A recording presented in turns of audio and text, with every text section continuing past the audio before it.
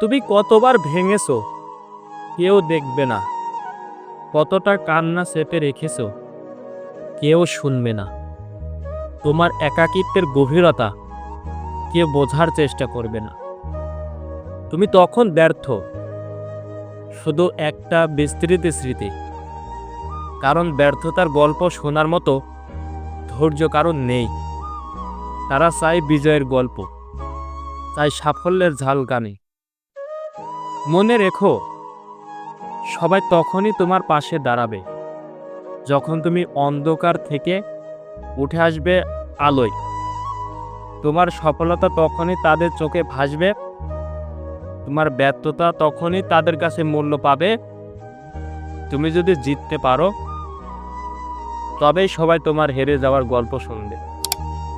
আর এটাই বাস্তব।